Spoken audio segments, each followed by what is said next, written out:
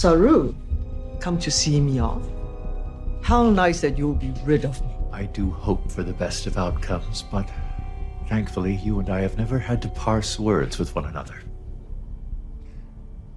I fear this may be the last we see of you, and I want you to know that I have learned as much from you as I learned from our prime, Georgiou. Where I'm from, we were prime, and you were the mirror. As it should be. Good luck, Emperor. Thank you, Captain.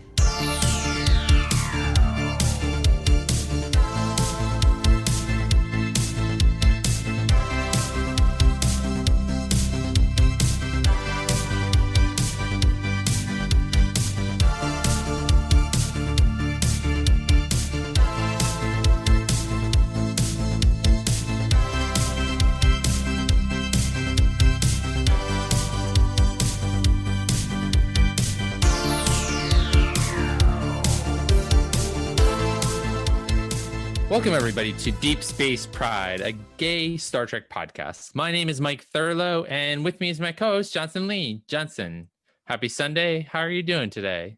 Happy Sunday, Mike. I'm doing okay. My weekend has been going fine, I guess. How are you doing? The same. It was a busy Saturday and a much easier, more relaxed Sunday. So hence why we're recording on Sunday. Yeah. What did you even do today? Just watched church this morning and then did some laundry and like house chores. And I'm also starting to go through like clothes and stuff and trying to pare down what I have and what I wear and what I don't, and just kind of donate things and kind of clear out space. Yes. So yeah, trying to pare down a little bit. How about you? What did you do? Also streamed church, and then I had lunch, and then wait, what did I watch? Oh, I watched some Voyager, actually. Yeah, I did watch some Voyager. I did some fish tank stuff. I did a little bit of work, and now I'm here. Now we're here. And you also, just like I did, we both rewatched the episodes we're gonna talk about today. Oh yeah, so, I did that too. Yeah. So. Well, you sort of gave it away a little bit as to what have you been Star Trekking this week. And you people, you're all astronauts on some kind of Star Trek. Tell us a little bit more about what you've been Star Trekking. Yeah, so I have primarily been going through Voyager.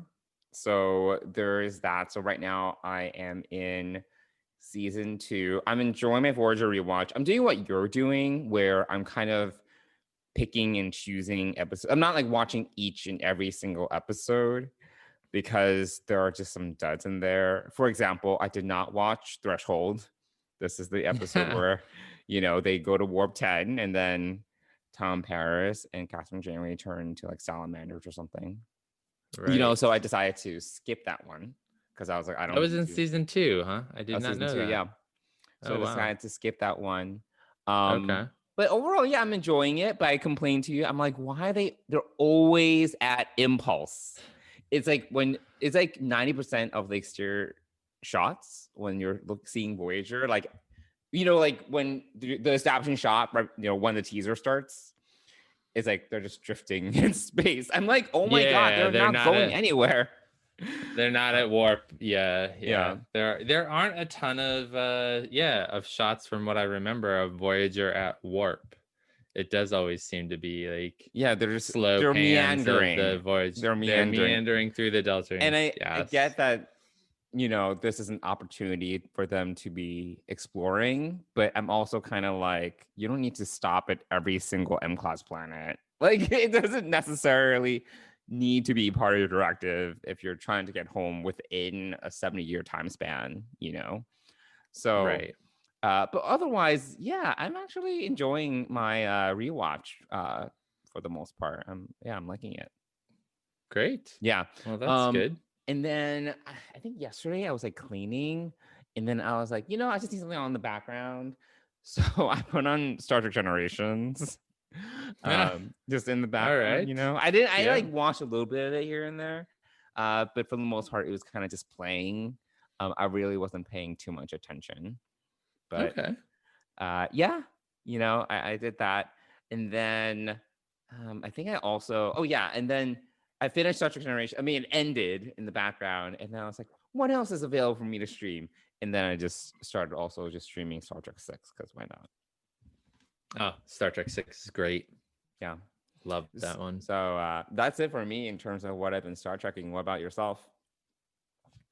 I haven't done a lot of Star Trekking this week. I did pick up the new Picard novel by James Swallow called The Dark Veil, I think. Okay. And this is on the Titan Audible novel, right?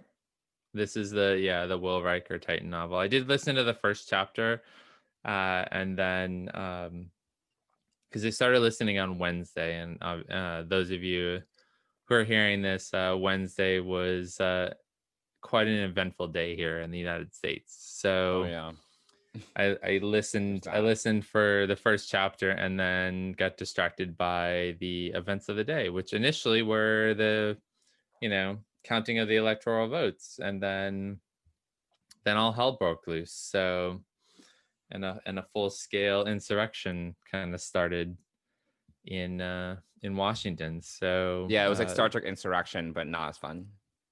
Definitely not as fun. I would much rather have watched Insurrection. I've only seen Insurrection once. Really? I've only seen it one time.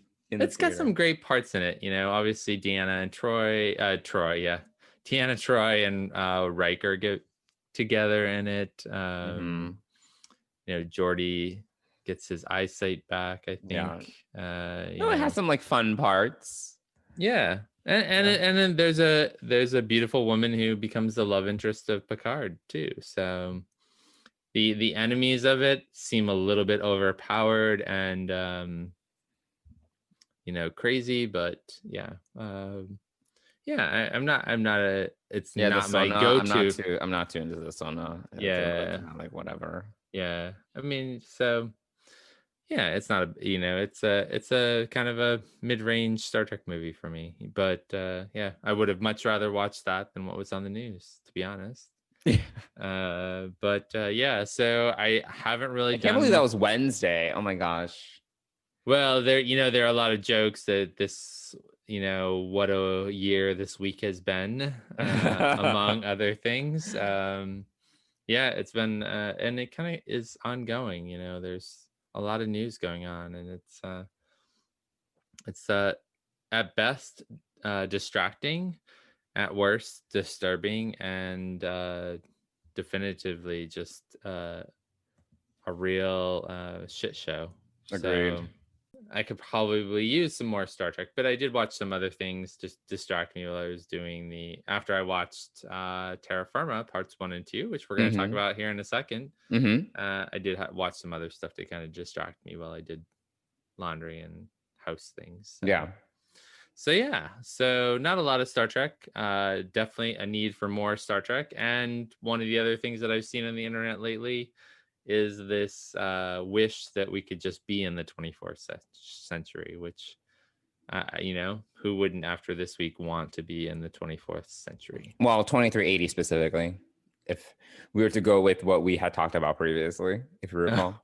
I do and I don't. 2380 is the year that... No. 2380 is the time around Lower Decks. Oh, okay. Yes. Yeah. Yep. So, but we're here in 2021, and a while to go. We have a while to go. Yeah, so, how about we do some spilling the track? Sounds great. All right, let's do it. No, that is the easy way, and I know how that story ends. You die, I die, or both. But as of this moment, our future is unwritten. Let's make it count, shall we? So this week we're talking about Terra Firma parts 1 and 2, and we're gonna talk about each individual episode separately. But we're obviously gonna cover them both in this podcast. So let me start out by reading just a brief summary of Terra Firma part 1. So the USS Discovery crew journeys to a mysterious planet in the hopes of finding a cure for Georgiou's deteriorating condition. Stamets and Adira make a stunning breakthrough with the newly acquired burn data. So, Terra Firma Part 1. What are your initial thoughts on that episode? Yeah, so I think that your level of enjoyment for Terra Firma, like in general, parts 1 and 2, for me, part 1, the thing is, I'm kind of a Mirror Universe fan. And if you're not really a Mirror Universe fan, parts 1 and parts 2 are not going to be that enjoyable. Because like some people just feel like the Mirror Universe is kind of like ridiculous and over the top and a waste of time. Which I understand. But I am a big fan of the Mirror Universe because it helps to compare and contrast to our Prime Universe and how different our characters are. And it's honestly an opportunity for everyone just to be a little bit crazy and different. So it's kind of fun just to kind of see. Like the thing is, I've already said this before, I feel that Discovery can be a little bit melodramatic, but I feel if we're talking about Mirror Universe, it's actually okay. It's like the over the topness is part of how that universe plays out. And we see this across the board, like even from like Mirror Mirror to all the DS9 episodes, like everyone's just more over the top, more dramatic. They're like twirling their evil mustaches, but that's okay, So I personally think that I personally like these kinds of episodes because again, it gives kind of the cast something different, and we just see these like ridiculous side of the characters. So yeah, for me, I liked this episode. I mean, the thing is like there was like, and the thing about parts 1 and parts 2, I know we're supposed to be just talking about part 1 right now, but for me, for both, I would say there is this. It's a little bit abrupt when we are covering a few different things. Things are going on Prime Discovery, and then we jump to the Mirror Universe, and then it's just Mirror Universe. And this also happens again in part 2, where after we leave Universe, it's almost like whiplash. You're like, oh, okay, back to covering what else is going on. So I feel that structurally it's a little bit weird. I wonder if like Terra Firma can just been one episode if they didn't have the beginning of Terra Firma Part 1 and the second half of Terra Firma Part 2. So I feel that they structured it a little oddly, and I don't know if it had to be a two-parter. It honestly could have just been like, it could have been like one slightly longer episode. I mean, like it could have been like a 55-minute episode or something like that. And honestly, we would have covered everything. So yeah, I mean, like overall, I enjoyed these two episodes. I thought that it gave Michelle Yeoh something different to work with. My overall thought, though, if we're talking specifically about, and we kind of covered this offline a little bit, I do think that I personally have, and this is my issue with Discovery, I think that there are just there's not enough buildup or not enough foreshadowing or not enough hints for these dramatic character shifts or character moments, because this is supposed to be Philippa, Emperor Georgiou's whatever her like redemption arc, but we haven't seen her, like I don't really feel like, especially season 2, since we got to spend more time with Mirror Georgiou, like I don't really feel that we got enough of that. She is softening, like she is seeing the merits of the Prime universe. Like she obviously was all badass, and she was a key player in the defeat of Control in the second season. But that was just her being badass. Like we didn't really see her kind of, really evolving this whole time. So then when she steps through the door and goes back to being in the Mirror Universe, and then we get to see this other side of her.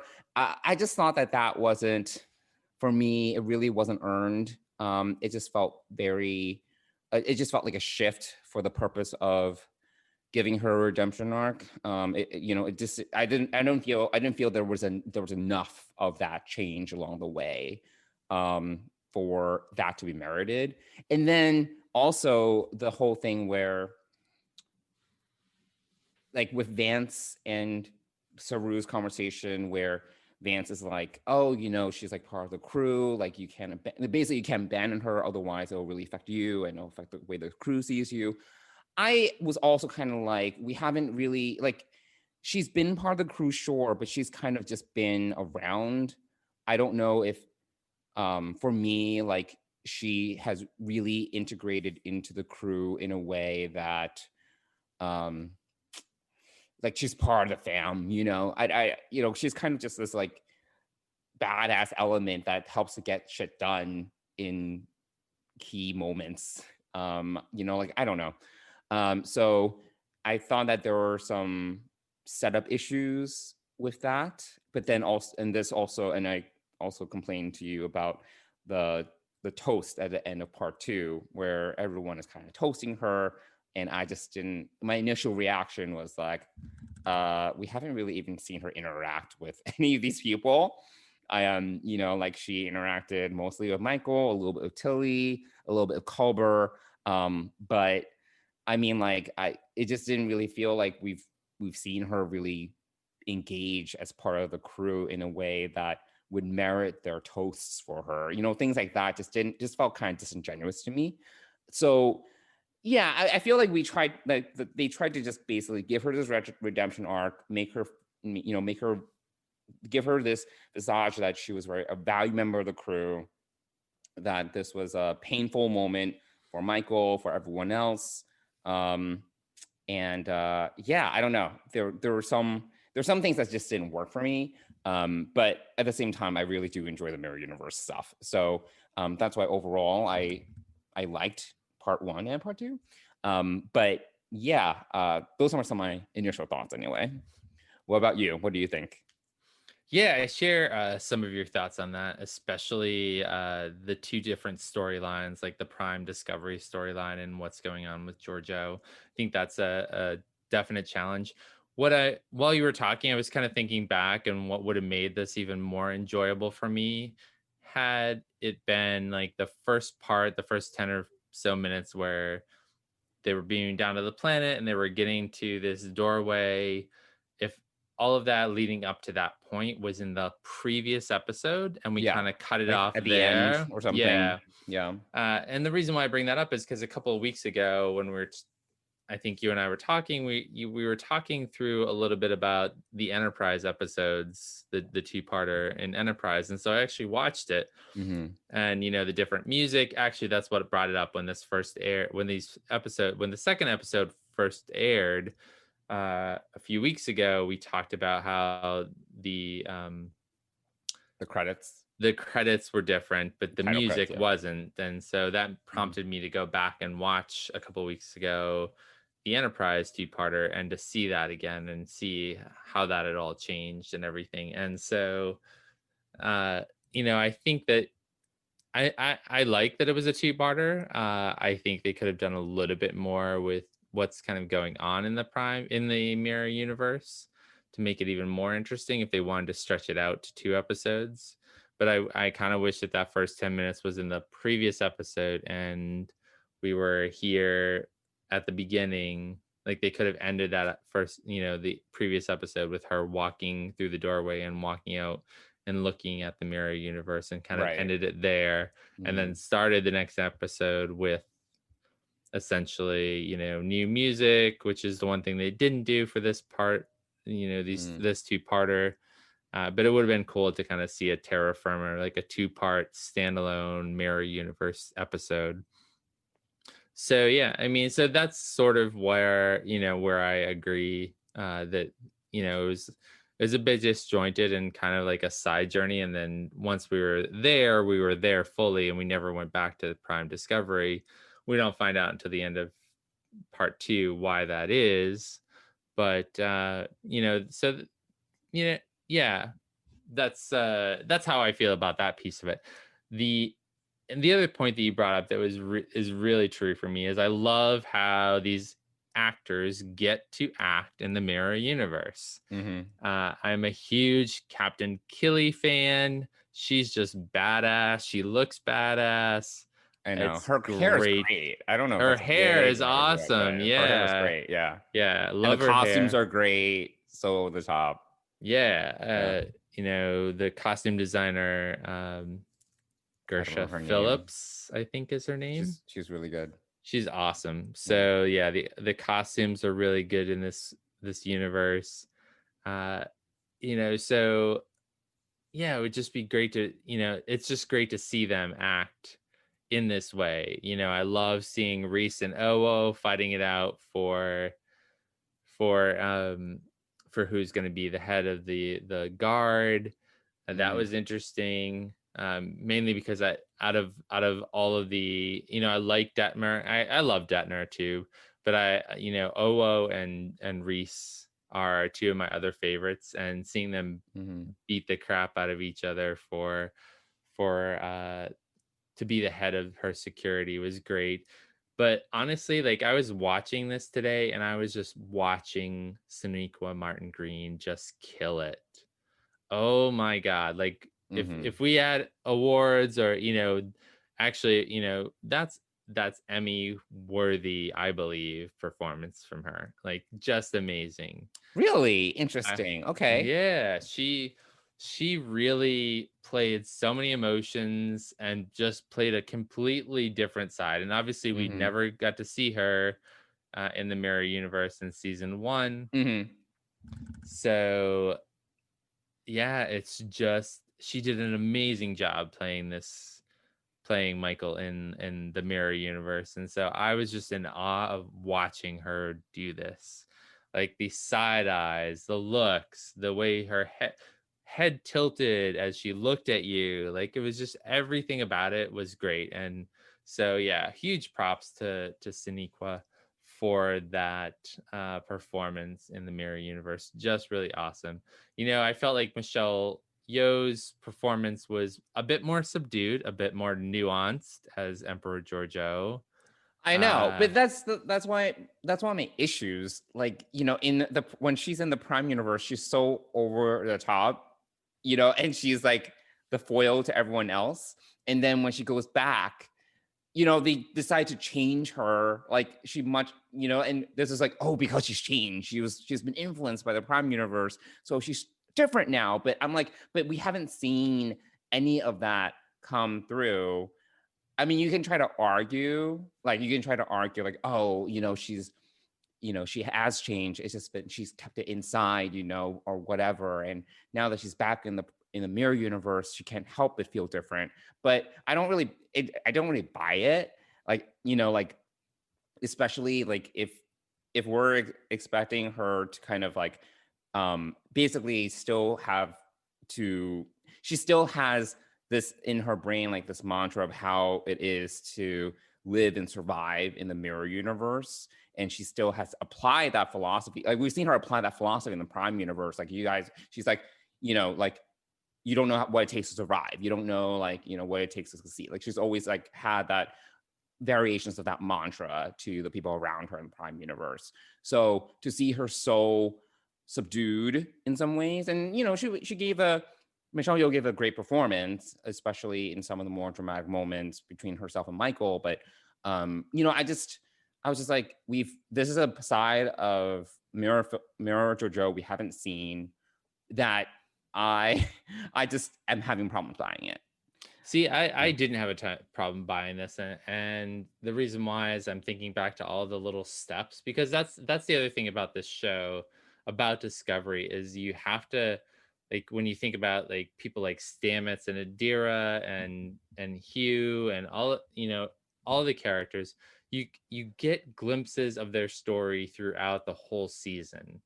And you have to, you know, in pivotal episodes like this, you really have to go back and think through all the little moments that she's had during this season that may or may not be impacting her. So the first one comes to mind, like, just her, Michelle Yeoh's, Georgiou's urgency to get the Discovery off the crash planet from the beginning and go find Michael. So that's the first thing. And then you see their reunion and their discussion, in the hallway, missing her and worried about her, and also how Georgiou notices that Michael, when they first meet up with Michael, the little changes in Michael's attitude about having a little bit more freedom and choosing her own destiny, things that, so you get some character moments there.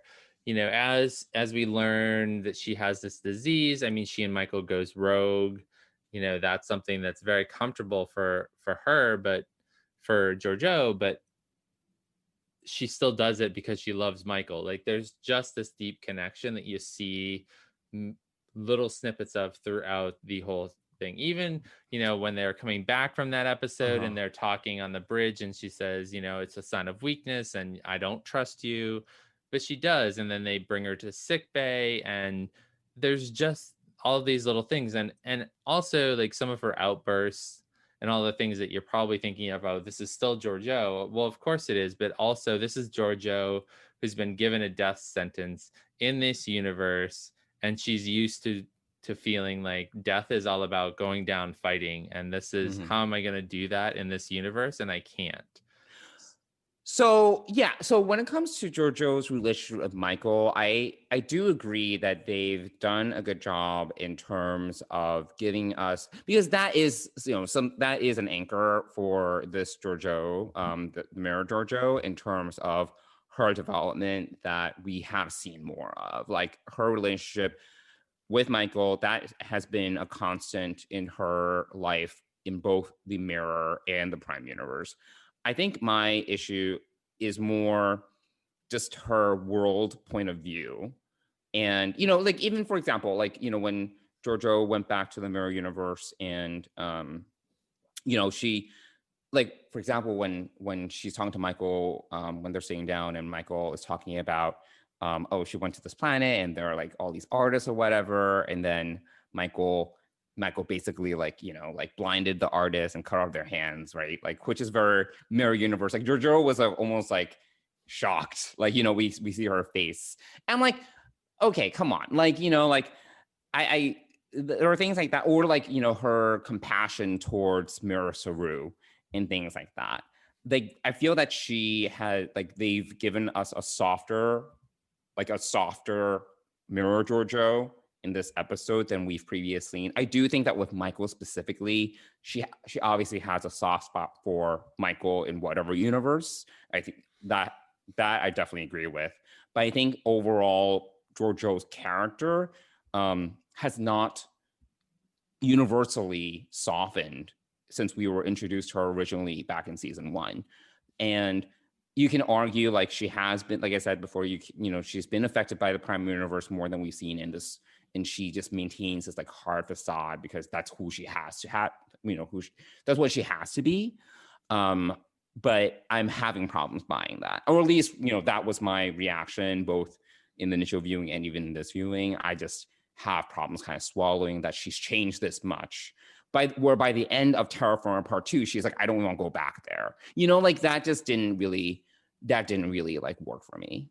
Okay. I mean, that's fair. The other little piece that I thought of too that shows her changes is how she bids farewell to Saru and Tilly hugs her, and but that was already a departure. That was such a massive departure from like where we've seen her previously. Yeah, I mean, even from earlier in the episode when she throws her food on Tilly. I mean, that's also, that's a. But that does, she was just angry. I think in that case, like, I would go back to where you're saying, like, that was an outburst because she was feeling defensive, like, she was feeling weak, so she needs, that was an outburst. But so I mean, like, so her letting Tilly hug her, I was just like, oh, this feels already a little off for me in terms of like how we've been presented with her character. Liam to this point. But anyway, that was my kind of like fair enough. I mean, we have two different perspectives, and that's totally cool, right? But yeah, I mean, it's and then we, the little jaunt to the doorway, we meet Carl, at this time. So when we first watched this episode, we had no idea who Carl was. whether he was a Q, whether he was the Guardian of Forever, whether he was some other alien being. How did the sphere data know that this was the place for them to be? And also, just as we talk very briefly about the sphere data, we do get some context from the temporal wars at the beginning of this episode when Culber and the guy from Section 31, who I don't know his name, but anyway, creepy guy. He reminds me of Smoking Man from X-Files. He does have a little bit of that vibe. So so we have that, and that piece of it.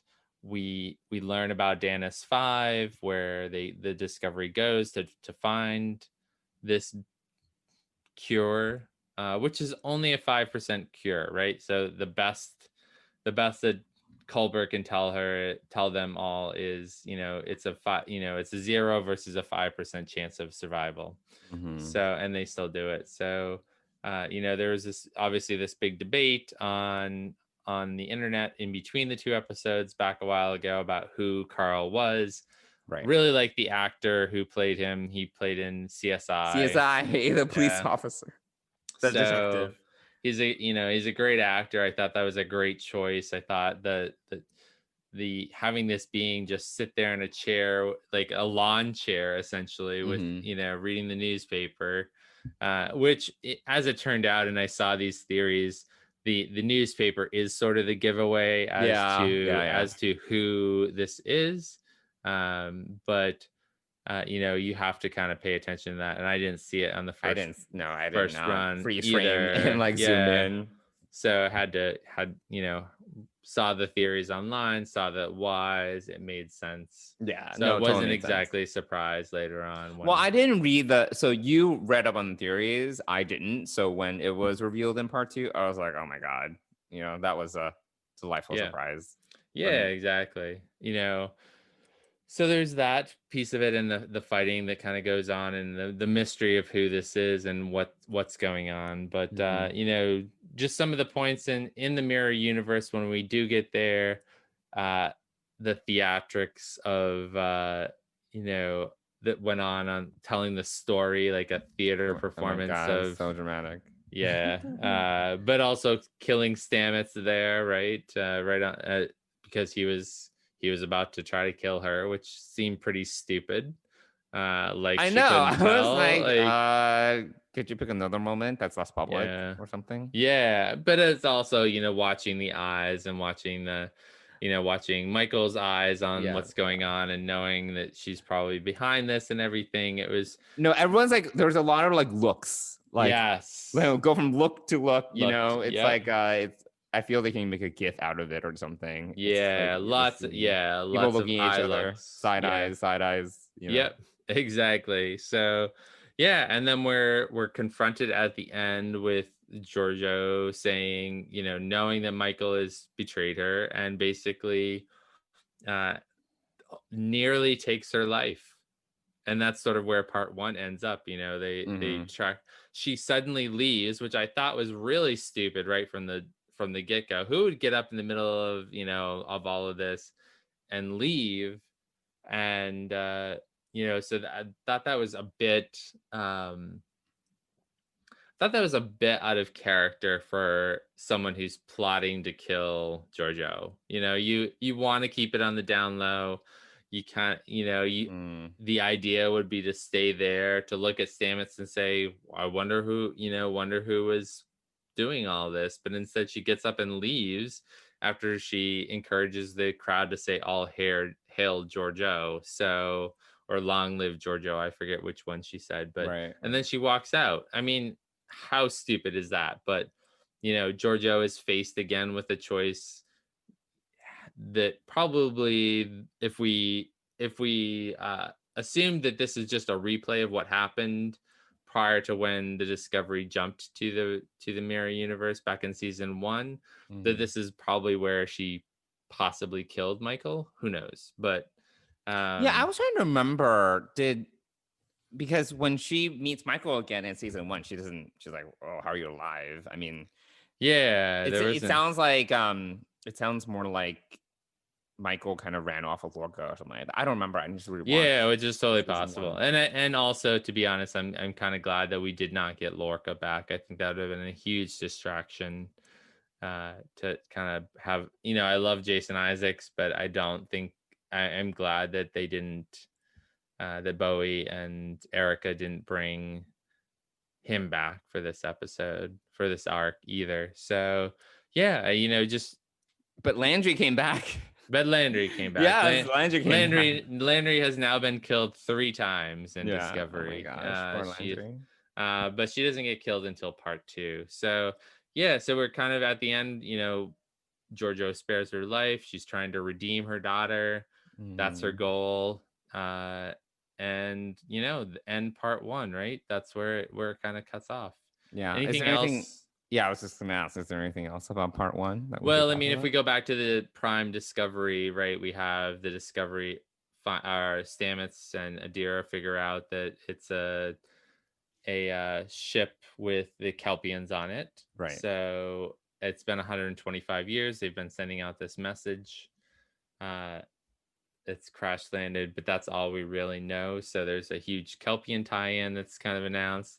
The other key piece of this part of it is that Saru does not inform the Admiral about this discovery yet. He kind of waits, which comes back to kind of not really bite him, but could bite him at the end of the part 2. But I was okay with that. Like, obviously he's, we go into this whole thing where he's kind of being, his emotions are kind of playing into his decisions because of these Kelpians. But at the same time, I was like, yeah, I would also buy the excuse that, you want a little bit more information before you report back rather to Starfleet Command, and just so you have a little more context or like some sort of next step. But yeah, we do kind of start to see the start of Saru's kind of feelings and emotions play into his commanding decisions here.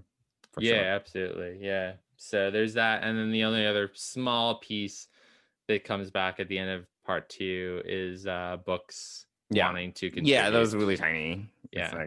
So again, I stand by it. I think we could have put all of that stuff in the first part, the end part of the previous episode from Sanctuary, and dived right into Terra Firma here from the beginning, which would have been really cool. So end part 1, right?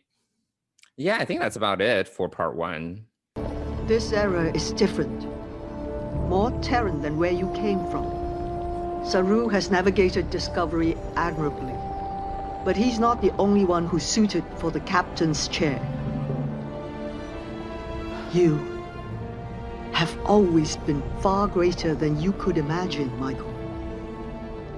So have you, Philippa. Cool. Should we talk about part 2? Yeah, let's talk about part 2 now. So part 2 is obviously Terra Firma part 2. Georgiou uncovers the true depths of the plot against her, leading her to a revelation about how deeply her time on the USS Discovery changed her. So we come back and Georgiou has thrown Michael into the Agonizer, which is even more powerful than I think we've seen it before. I know, it looks the special effects help. But yeah, when we saw it in Enterprise and TOS, it wasn't as dramatic looking, but yeah. And this is also why I give huge props to Sonequa Martin Green. I mean, she carries this episode. I mean, she's really the bridge between this. In this instance, Georgiou kind of stays in her quarters and kind of watches the proceedings. She gets Killy to interrogate her and try to break her, which she does. But so it's not the first part of this episode really isn't heavy on Georgiou. It's sort of like Michael's torture and that whole piece. And also, in part 2, we get the opening, the inverted dark blue opening credits. The music is the same, unfortunately. I know, too bad.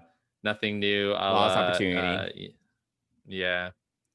So yeah, we get to see that. We see her Georgiou continuing to try to reach Michael, right? Yeah. I think that's for her, I think this is where it really comes down to, this is the anchoring relationship for her. This is something that has saved, obviously Prime Michael saved Mirror Universe Georgiou, brought her to the Prime Universe. This is where all of this started.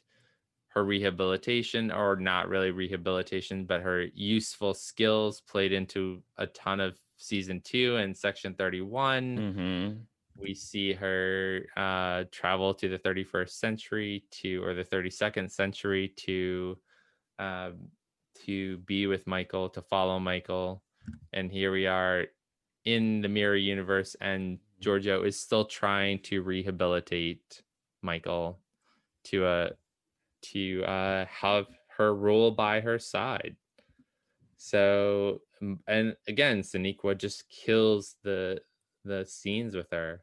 On first watch, when we get to the end of the episode, or the end of the Mirror Universe part of the episode, I missed the knife in the neck. I totally really? I missed that until Michael. You were like, why is she dying? Yeah, I mean, I didn't pick up on it. I didn't see it. And then on this rewatch, I really rewatched the fight scene. So there are obviously a couple of huge fight scenes. Michael shockingly tries to betray Georgiou. I know, surprised. But the piece that was really interesting, obviously we see Landry die because Michael has to redeem herself. She also has to kill Detmer because she's killed all of the other traitors except for Detmer. So she kills Detmer, and then they go after Lorca. And thankfully, Lorca, like I just said earlier, does not make an appearance. So we are good there. But then her revolution begins again, and that we see the Kelpians come back. So Saru actually plays a big part of this episode too. Actually, she knows about Varahi. I don't know. Vahari, I think so. Yeah. So she tells Saru to, when he's feeling that way, to go spend a couple of days away from her and let the madness pass, and he'll be a new person. So we kind of see the effects of that as he comes to her rescue, albeit too late. But yeah, you really see the redemption, quote unquote, of Michael. She wants to be part of this. She and Georgiou have, a bunch of exchanges, which are, again, like, this really, for me, hits home that Georgiou really needs Michael. Like, that is, her daughter, that is her connection, her grounding. That's why she does everything. Right. I do agree that Sonequa Martin Green does a great job here. My only issue, and this is my issue with a lot of Mirror Universe characters, is that we don't really, like, she pretends that she is loyal now. She does what she needs to do to regain, quote unquote, regain the trust of Emperor Georgiou, to get back into the fold, and then she basically just betrays her again. But my issue here is that I feel there's this missed opportunity, because the problem with all the Mirror Universe characters is that they're all very one-dimensional. They're all kind of evil. Philippa Georgiou is the only one that we've seen fleshed out, and some of the DS9 characters as well, where they're a little more complex. They're not just all universally evil. Just because you're Terran doesn't mean like you're a bad person. In DS9, we saw, because that we saw much more there. But here, like, I feel there's just this opportunity for us to really dive deeper into Mirror Michael and what she's thinking, because she's really focused on this idea that Emperor Georgiou is weak, and she doesn't deserve to be in power because she is weak, or she has become weak or shown weakness, right? And then we get the scenes of her kind of being tortured and such, and her deciding that she wants to survive, that she'll do what she needs to survive and to get back into the fold. I wish there was something more to Mirror Michael that would show us her, how she's conflicted, in terms of how she feels about her mother. Like, is there more, does she just not love her anymore? Like, there's just like something missing here that I feel could have made her more complete as a character. That, again, I feel was a missed opportunity because, yes, we just see her just go back to her original decision to betray Emperor Georgiou, but there really isn't much complexity to that decision that we see. So I wish we could have seen more of that, particularly, because we see Emperor Georgiou's love for Michael, like that whole scene where there's a whole Firefly story and stuff like that. Like, so Emperor Georgiou, we see this side of her that's more complex in terms of how she feels about Michael. She's not one dimensional. We're being presented with an Emperor Georgiou that's not one dimensional. It's not just about survival. She does have feelings for Michael, and even when she was like, yeah, when your night terror stopped, I was kind of sad. I thought that was a really great scene, and a good monologue for Michelle Yeoh. But I just wish we saw some of that complexity returned in Mirror Michael's character. So yeah, I just, she went back to kind of being this like, just one-dimensional, mustachy, twirling villain, I wish that we just saw something just a little bit deeper. Yeah, now that you bring that up, I totally agree. I think it would have made it even much more powerful. It could be more powerful, yeah. Like, if there was this conflict, if she had to wrestle with this somehow. Yeah. And ultimately if we even saw her wrestle somehow, and then if she like decided to stick to her guns, and this was in some ways like a decision that she didn't come to easily, like something like that, to give us a little bit more to chew on, it would have been great. But they decided to not do that, obviously. Well, and I just thought of this. The whole idea is that this is all happening in Georgiou's mind, which we find out, in a few minutes after her death scene, and Saru's holding her, and she kind of leaves the mirror universe. We do find out that this all happened within a second's time in the real world. So this is really all taking place in Georgiou's mind. So it's sort of, is it in her mind? Because the Guardian of Forever, didn't the Guardian of Forever also say that? And I didn't rewatch all of part 2, but didn't Carl / Guardian of Forever also say that you made a difference in Saru, and that in the Kelpians, yes, and that saved more lives?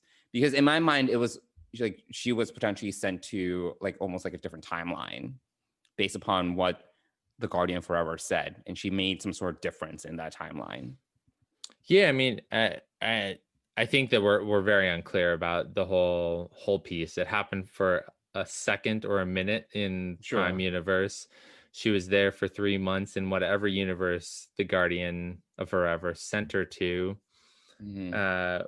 It's really unclear. She has 3 months. Her thing registered 3 months of data. Her monitor. Yes. Yeah. So something happened. It wasn't just something happened, right? Yeah. But I think just going back to my point is just saying that I think this is all really from Georgiou's perspective. Like, probably if we broke it down, not every scene had Georgiou's perspective. We had to add a few scenes to kind of fill out the universe, but and to fill out the situations that were happening. But I think primarily that's why there isn't a ton of like buildup of who Michael was, because this is all about Georgiou. This isn't really about a mirror Michael who isn't who is or is not really the mirror Michael. Who knows? So yeah, I mean, I agree that I think it would have been more powerful had it been 2 episodes standalone, like all mirror universe right to the end. Then I think we could have.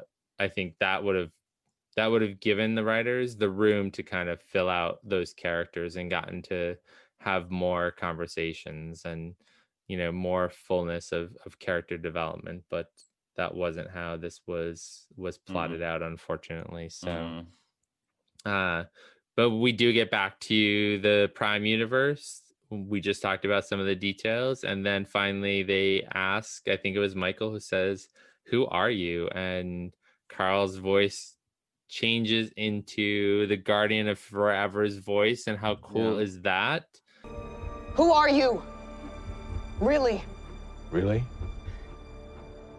I am the Guardian of Forever.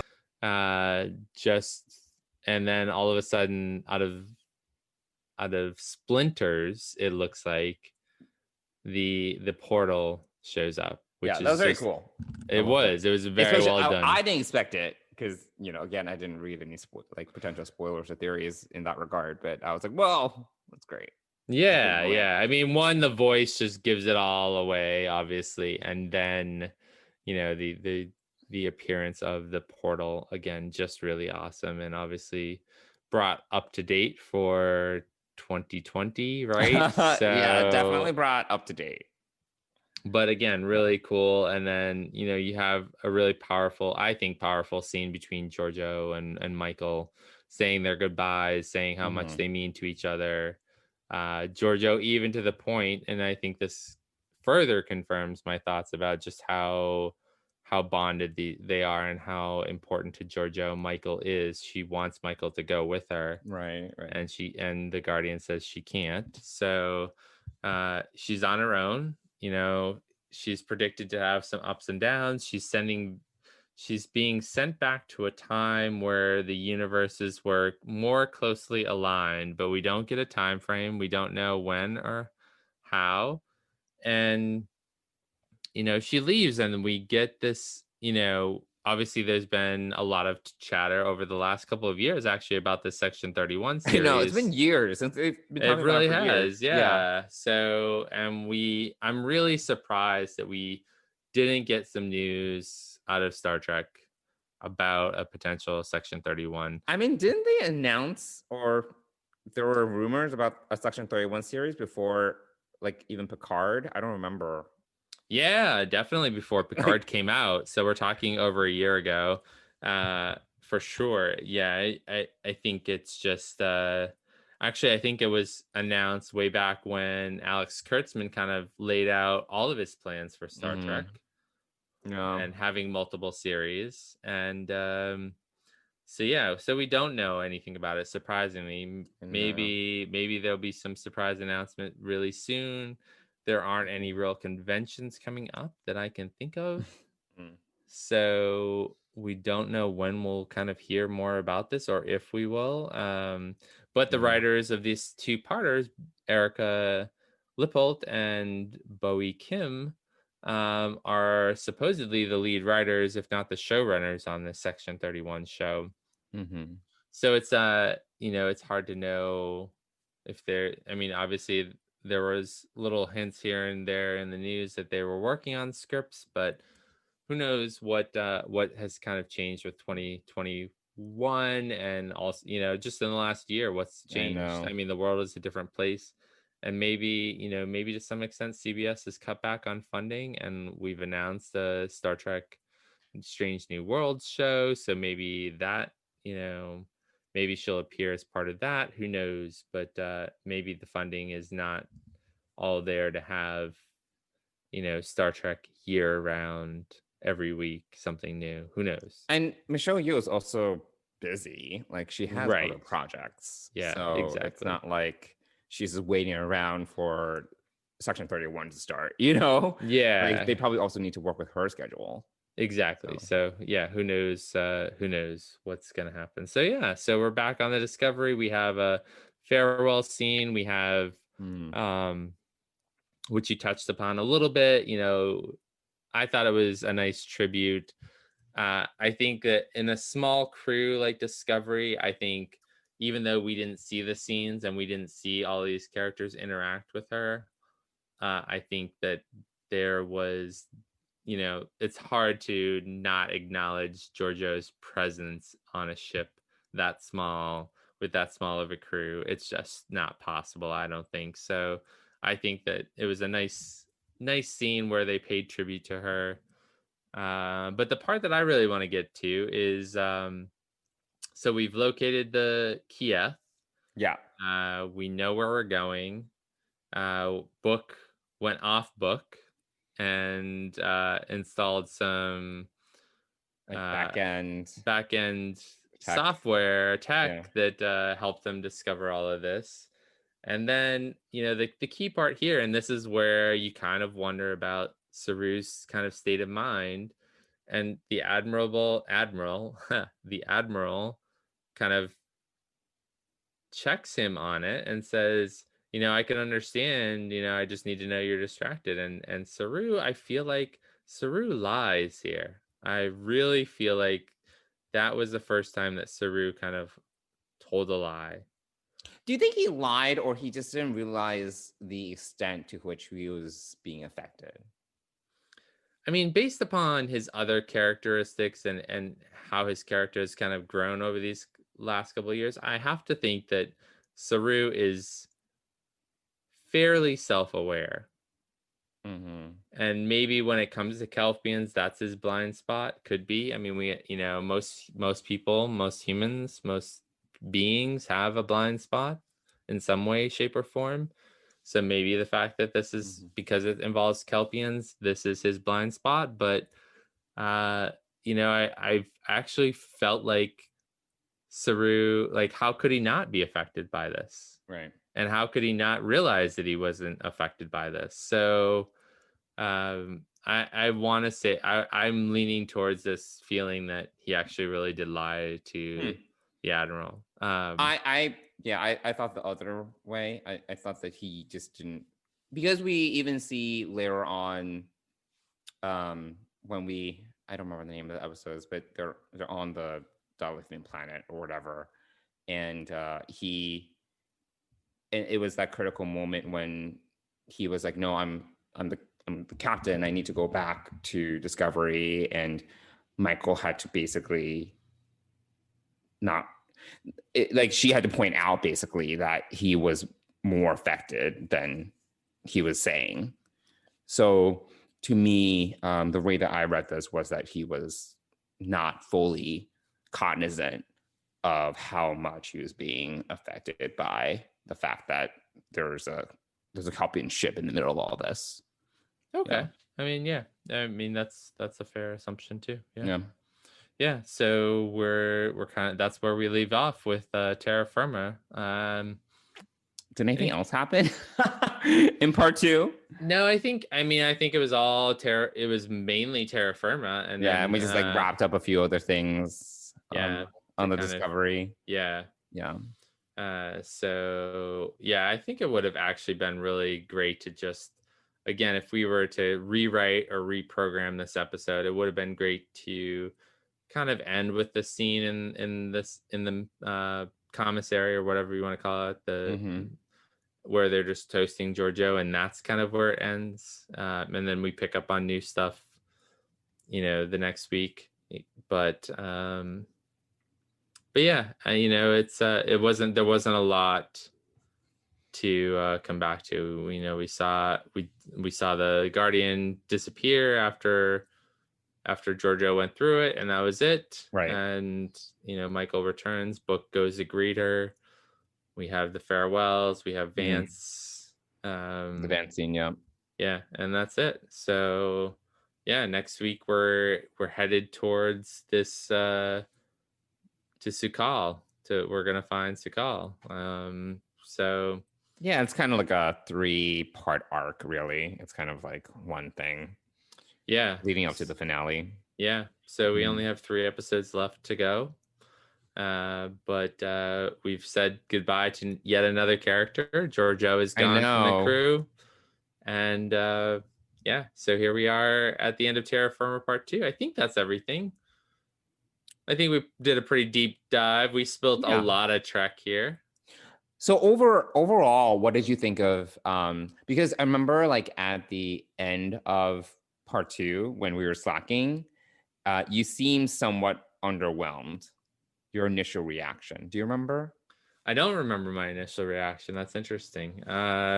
Maybe because at that time I had figured out the whole Guardian of Forever piece, but still liked how they did that. That might have been it.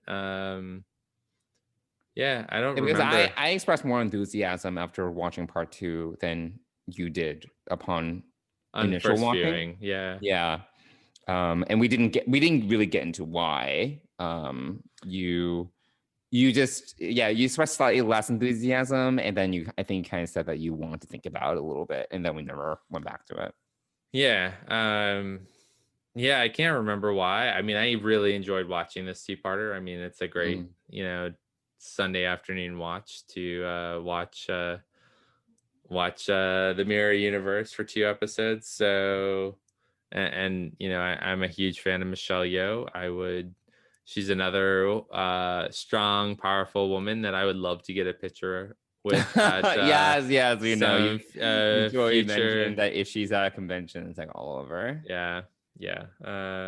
You would be there in a flash. I would be there. Yes, absolutely. So yeah, no, I don't. I feel I enjoyed this two-parter. I really did. Aside from a few, editorial changes that just on how it would have been great to have new music. It would have been cool to have a two-parter where it was almost all in the Mirror Universe, but we have what we have. And I don't know, like what do you think they would do with like a full two-parter that was in just the Mirror Universe, though? I mean, I think they could have explored more. Yeah, I mean, well, like we've talked about, I think they could have developed out the characters a little more. We could have seen. Oh, I see. We could have, we got a lot of, we've got a lot of Killy from season 1, but we didn't really get to see the others. And so this was a real chance to see Oo as the head of her guard. We could have seen, the insurrection. Like for me, when they attacked Georgiou in the room after they beam that guy off of the shuttle, and and the people who came in, the doctor was there. Culber was there. He was a traitor. Wasn't Reese a traitor? Was Reese a traitor? Yeah, Reese was a traitor. So was not Detmer. Detmer was already dead. Yeah, Detmer. I think it was Nielsen Nielsen from the con. So she's a pilot. Like I'm wondering, like, how did she get away and get down to help with this insurrection while she was piloting the ship? And Killy's on the bridge with her. Like I just don't get that piece of it. So there, that's the part that I really didn't understand, is how did all those people kind of gather back in the brig again when half of them were on the bridge and they were in orbit over Risa, so that's the part that I don't really understand. That's kind of like one of those things you kind of have to overlook, I guess. I didn't think about it that much, like in terms of the actual like logistics of how they got there and such. Yeah, no, that definitely came up for me. I'm like, but basically the entire crew is against Georgiou. I mean, like by the end, right? Like the takeaway is like essentially it's like everyone except for Killy, Saru, or nameless Kelpian, I guess, because technically his name here is not Saru. And also the honor guard or whatever. Yeah, the honor guard. Everyone else is basically a traitor. Yeah. And I don't know. I mean, it's fine. I mean, like it's just like for narrative purposes, they wanted like that scene and the drama, but I'm kind of like, all right, so everyone doesn't like her, I guess. Fair point. I think though, Killy, the reason why I question it is because Killy is such a great captain, like a strong captain. Like she would keep her crew in line, and that's why I think I'm curious as to how that whole logistical piece came about. Again, those are some of the things I think that could have been built out had we had more time in the Mirror Universe and had 2 standalone episodes where it was just all that. But we done. It was great episodes to watch. I enjoyed watching them again. I would watch them again in a season 3 rewatch from the beginning. I would watch it again. So yeah. I don't know. I don't remember why I was underwhelmed the first time around, but definitely not underwhelmed the second time. Okay. Got it. Cool. Yeah. Anything else for Terra Firma Part 1 or 2? I don't think so. I mean, I hopefully the Section 31 series, something happens to it, even if it's like a, I don't know, limited engagement or whatever, just so we have, because we're kind of left with a cliffhanger with Mirror Georgiou, and I want to know what happens. Yeah, I would At like some to point. know as well. Yeah, that would be great. Even if it is a mini series or a limited series, I think it would be great to have it. Yeah, for sure. Yeah. Cool. Awesome. Well, do you want to tell our viewers do you want to tell our listeners how they can get in touch with us if they have any thoughts on Terra Firma's Part 1 and 2? Yeah, so we would love to hear what you guys think about these 2 episodes. You can email us at deepspacepride@gmail.com, and you can also DM us or tweet us on Instagram and Twitter, respectively, at deepspacepride. And again, as usual, we will do our best to respond to all your comments and questions. But great. Yeah, that's it. That's it. Well, thanks everybody for listening, and we'll see you again next week. Yeah. See you guys soon. Bye, everybody. Bye.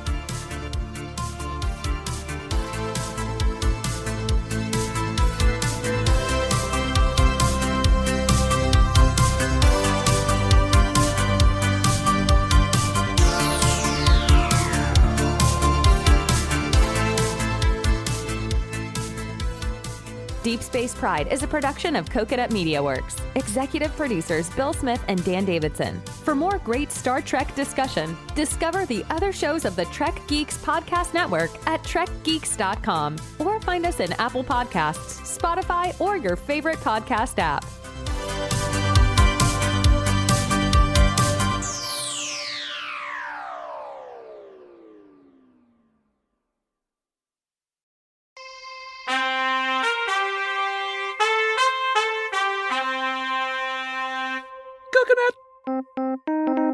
Coconut!